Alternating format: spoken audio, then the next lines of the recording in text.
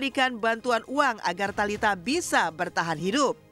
Kasih sayang sang ayah yang meski jauh tapi masih berusaha mengganti kepergiannya dengan bantuan di kala susah inilah yang membuat batin Talitha terketuk.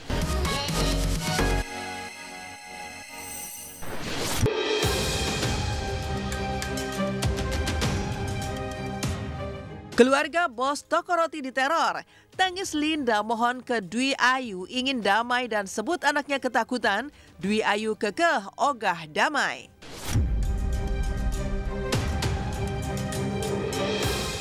Dari duka di akhir tahun yang ditandai dengan beragam bencana yang terjadi, maka inilah curhat Linda Pancawati, ibunda George Sugama Halim, tersangka penganiaya pegawainya sendiri di toko roti miliknya yang mengaku masih tak terima dengan nasib anaknya yang kini harus mendekam di penjara.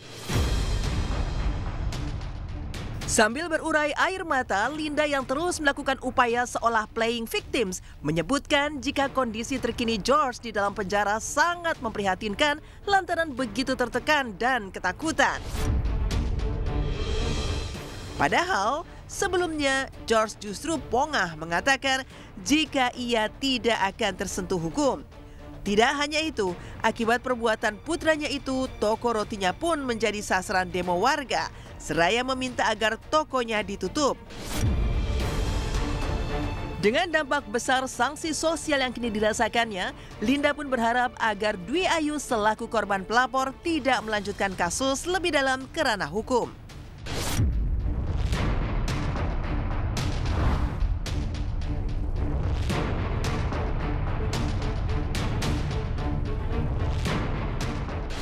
Mungkin temperamental, tapi kelakuannya nggak pernah yang mengada-ngada kok. Saya berharap George dengan hukuman itu bisa berubah. Hukuman dunia dia terima, tapi hukuman Allah dia akan bebas gitu. Anda menjudge kami melanggar hukum. Apakah Anda tidak melanggar hukum? Tolonglah. Jadi tidak ada niat sedikit pun saya ataupun anak saya dan keluarga saya untuk menganiayai karyawan. Jadi saya mohon semua pihak yang sudah melihat video ini mungkin ya terpancing emosinya, tapi video ini sebenarnya secara implisit juga sudah terlihat. Dan kalau memang mau menyelidiki kejadian sesungguhnya, tidak demikian seperti apa yang dikata-katain di luar. Jadi hubungan kami kepada tetangga juga sangat baik. Sehingga ketika kemarin ada orasi dari Serikat Buruh yang mengajak supaya penduduk di sini ikut datang demo. Puji Tuhan karena hubungan kami semua baik, jadi tidak ada satupun yang ikut. Kasus hukum yang kini menjerat putranya diakui Linda menjadi kado Natal terberat untuk seluruh keluarganya di tahun 2024 ini. Apalagi banyak oknum-oknum yang mengancam akan terus mendemo tokonya serta memanfaatkan handphone George untuk memesan barang di toko online sehingga merepotkan pihak keluarganya. Lantas, benarkah Linda siap membayarkan gaji Ayu dan kawan-kawan yang kabarnya belum dibayarkan? Dia amarah, kalau udah amarah ya semua dia lempar-lemparin. Jadi bukan fokusnya ke Ayu sebenarnya. Dia lemparin nih, pecah nih. Dia ambil apa aja lah, dilempar-lempar gitu loh. Jadi yang satunya melalui surat, yang satunya melalui chat WA. Jadi yang satu ada di yang surat itu tertulis 30 orang yang mau datang. Kalau yang satu lagi melalui chat ya, saya tidak tahu. Dia tulisnya mau ke Mabes Polri ya, ke Mabes dan ke toko roti gitu. Berapa hari ini ada dari barang-barang seperti Pampers, Tanah Dalam, dan lain itu atas nama ibu ini. Ya. Itu ada harganya 600.000, Tanah Dalam, terus Pampers dan mengatasnamakan si George mengatasnamakan George yang pesan, tapi di email bukan George. Ini disiarkan kepada para pihak yang memang melakukan itu. Tolonglah, pakailah hati nurani. Apa keuntungan Anda mengintimidasi kami? Supaya George itu namanya rusak juga di marketplace. Sebenarnya kekurangan Ayu saya tidak mau dibeberkan secara publik. Kita juga sangat menunggu kedatangan Ayu untuk kita juga akan membayar. Ajak teman yang satu pekerja. Iya, yang kedua. Karena kan namanya sesama teman kan mereka tahu kok. Jadi jangan Ayu saja, kalau Ayu yang bicara sepihak. Nah, panggil juga temennya yang sesama bekerja. Sok banget untuk Natal tahun ini, hadiah terindah buat saya. Hadiah terindah bagaimana melihat anak saya masuk penjara. Oh kaget, saya kaget tiba-tiba ada kayak gini, peristiwa kayak gini saya kaget. Oh baik, pokoknya merakyat banget deh orangnya. Itu orang tuanya atau anaknya? Orang tuanya, kalau anaknya memang nggak pernah keluar. Iya. Di sisi lain, upaya Linda Pancawati untuk mengetuk iba dan juga berdamai dengan Dwi Ayu sepertinya akan menemui jalan buntu. Lantaran Ayu justru kekeh menolak tawaran damai dari sang ibu bos dan memilih untuk tetap menyelesaikan kasus ini lewat jalur hukum. Lalu benarkah Dwi Ayu diancam dan dituduh mencuri oleh keluarga George? Benarkah sebelumnya keluarga George juga sempat meminta Dwi Ayu untuk menghapus video dugaan penganiayaan di medsos? Secara pribadi saya juga minta maaf ke dia karena saya yang menyuruh melaporkan George ke polisi. Saya yang suruh Cika untuk memvideokan Ayu. Saya sangat merasa sebenarnya sebagai seorang ibu,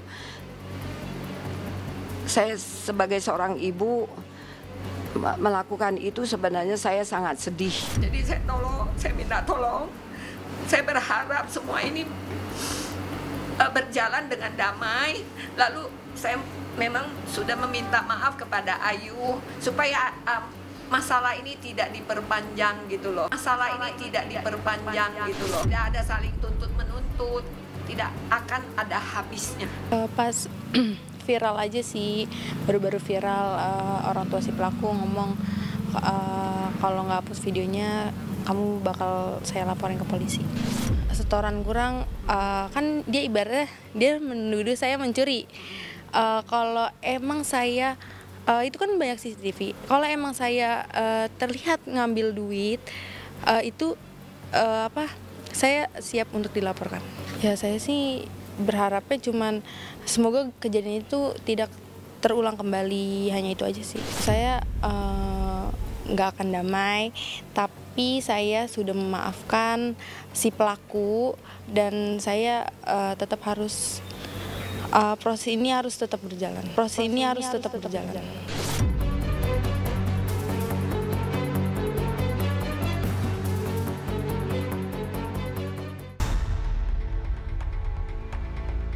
Di momen Hari Ibu, Thalita Curtis yang dulu dikenal sebagai pemain sinetron dan FTV kini kembali jadi sorotan. Pasalnya, ia tengah berseteru dan membongkar semua kelakuan ibu angkatnya sendiri yang sampai mendulang momen getir babak baru dengan sang ibu angkat yang ia sebut bernama Mulia Tika. Bagaimana tidak jika banyak selebriti yang bersuka cita mempersiapkan kado hingga acara khusus bersama ibu mereka di momen Hari Ibu, Thalita justru memutuskan untuk memutus komunikasi dan menutup pintu mata hatinya untuk sang ibu. Pasalnya, konflik panas antara dirinya dengan sang ibu bukannya semakin mereda, tapi justru makin meletup panas. Terutama karena ancaman sang ibu untuk membalas membongkar kelakuan Thalita yang berujung sikap Thalita yang sontak balas kembali dengan membongkar kisah negatif sang ibu di sederet channel selebriti dan sosial media. Tak cukup sampai di situ saja, Thalita bahkan memutus komunikasi dan enggan berdamai dengan sang ibu. Kenapa saya buka? Karena pihak dari sana sudah membuka duluan di salah satu kolom komentar dengan mengancam juga dari pihak nyokap saya. Nanti aibmu akan terbongkar segala macam bla bla bla. Ya udah saya buka sekalian dan di situ kan saya bilang saya akan buka semuanya. Kenapa? Biar orang-orang dengarnya dari mulut saya. Kenapa gitu? Ya nggak apa-apa, maksud saya ya sekalian aja saya buka semuanya. Saat itu kan saya posisinya sudah dibongkar dari sananya nih, sudah ada perancaman yang terjadi, sudah saya bongkar semuanya.